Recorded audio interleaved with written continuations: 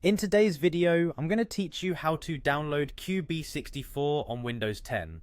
If you're interested in classic programming with a modern twist, then getting QB64 up and running on your system is a great idea. Let's get started on how to do this seamlessly.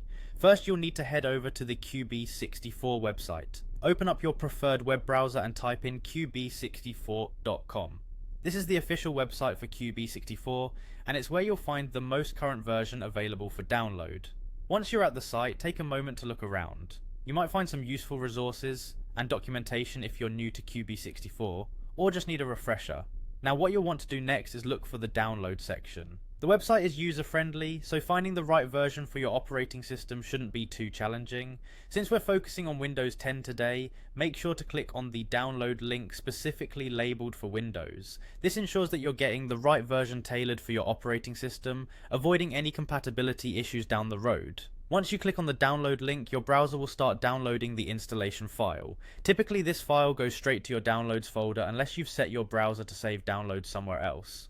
While it might be tempting to rush through, I recommend waiting until the file is completely downloaded before proceeding. This just helps avoid any partial installation issues which can sometimes occur.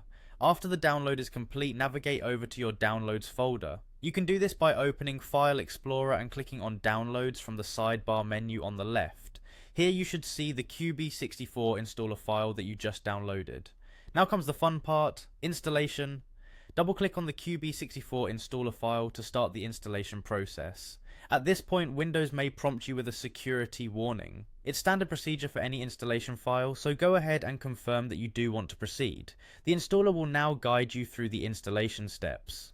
It's very straightforward, just follow the on-screen instructions. I recommend sticking with the default installation settings unless you have specific preferences for where you want QB64 installed. Once you've completed the installation, QB64 should be readily accessible from your start menu or wherever you've designated it to appear. It's always a good idea to fire it up right away just to make sure everything is functioning as expected. And there you have it, you've successfully downloaded and installed QB64 on Windows 10.